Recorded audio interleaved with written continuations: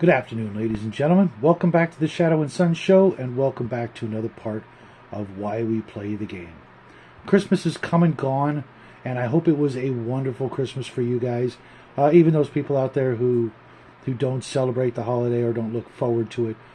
For us here at the Shadow household, it was a great Christmas, and obviously, I thought a lot about the word nostalgia once again with my son and my family, all around the Christmas tree, opening presents, and doing the things that you do, getting dinner ready, things like that. And the whole day I was thinking about the old days, thinking about the Christmases that have come and gone, and all the great memories I had. And it occurred to me that it's time to make some new ones. It's time to make some new memories, not just for me, but for all the youngsters out there who are, like I said before, stuck doing this all day.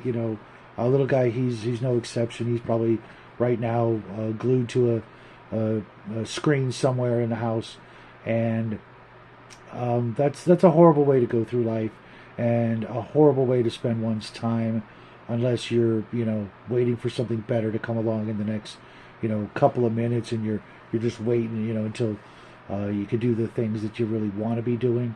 And of course, those gadgets that have a lot of other good uses, but this isn't the time or the place for that. I want to talk about that word nostalgia again. I noticed in the comment section for the last video, Mike Dmart, I hope I'm pronouncing your name right, he said spread nostalgia. And I can't think of a better sentiment when it comes to that word. It's wonderful to have those great memories, but let's make some more.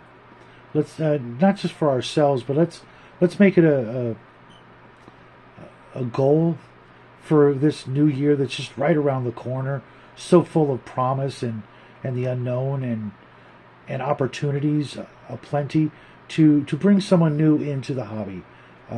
If we bring just one new person into the hobby this year, we will have prolonged and extended life and added to the legacy of this wonderful hobby that so many of us are engaged in on a semi-regular basis. I'm getting to be in so many great games. Couple not so great, but that's not the end of the hobby for me. One bad game is not going to ruin my feelings toward this hobby. And imagine what we could do, especially as older, really hardcore gamers, the gamers that are top tier, if you want to call it, or professional, or diehard, or never going to give up the hobby, going to be there till our dying days with our clickety clock math rocks, in our fists, when we shuffle off this mortal coil. Let's try to get some more people into the hobby, especially, like I said, the youngsters. And that age can be vastly varied depending on your experience. If you've got a son, a daughter, a niece, a nephew, a younger cousin, neighbor kids, whatever, let's show them that this hobby isn't dependent on massive amounts of money and massive amounts of experience. Some of the greatest games we played were when we had so very little experience. If you think about some of your first games, those games that hooked you the first time, the second, third, fourth, whatever it may have been, that made you never want to stop playing this game, especially after all these decades, for me at least. And I don't know where you sit personally, how long you've been playing. Maybe you've only been playing a couple of years, maybe 10 years, maybe 20, 30, 40, 50. There's some guys out there that have been playing that long, and they're still doing it, and there's reasons for that. And one of the biggest reasons, I think, for me is all the great times I had in the beginning and along the way. But in the beginning, it was so open, so wide open, and full of the unknown and the mystery. of what could be. Let's think about it for a minute. The kids of today and the youngsters and teenagers and the millennials, they don't have any of that. Their lives are pre-programmed, the same old thing every day after day after day, and it's no wonder that they're looking at their electronic devices for an escape to that. But they're missing out on so many things that this hobby leads to. Some of the simple things people don't do anymore: hiking and camping and fishing and hunting and exploring. Just the thought of going out into the wide open spaces, the parks, the forests, the campgrounds, things like that, the caves that you could go to and explore, usually on a tour, but sometimes there may be stuff like that closer than you think, but they'd never think to do it. But maybe after a couple of games, they're like, yeah, I want to go see what that's like in real life. Breathe in the air, feel the wind and the dust and all the little things and the cool rocks that you might find along the way, or who knows what you might find. But this hobby leads to so many things, not just painting and collecting and buying, but the love of the outdoors, to get kind of that feeling that we get when we're an adventuring character and we're doing the same thing, whether you're exploring the countryside looking for the ancient ruins, or you've landed on a planet in a far off galaxy to see things you've never seen before. This hobby can bring a lot of that back as well. Obviously for inspiration, which would be something a lot of us dungeon masters have literally none. We have to make it up and hope we're getting it right. But what better way to develop those narration skills than to go out there and be out there and be able to describe things because you've seen them, instead of just seeing it on a screen or a movie or something like that. You can go out and literally blaze new trails for yourself, and then take that back to the table and help create these memories for the next generation.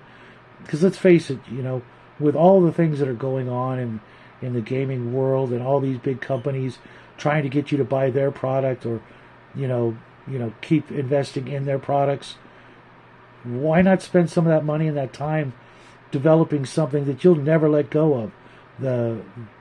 These memories you can build not just at the game table, but out there doing something that lots of people never really get the chance to do. I know from experience, I've got a lot of wide open spaces and hills and mountains and desert that we can go in and enjoy, and then take all that back with me to the gaming table and help build a better narrative for the youngsters that are coming to my table, so that I can describe it and get them to want to not just play the game, but go out there and drink it all in, see what's out there, and then they can do the same thing. They can then say, Mom, Dad, let's go camping or something like that, and then get the feel and the smells and the natural ambience of what's out there in the real world, and then use it to do the same when they're dungeon mastering or playing with their friends, who will then go on and spread this hobby with more than just passing phrases of it's a forest, you're on the road, etc. There's nothing wrong with describing the trees every once in a while.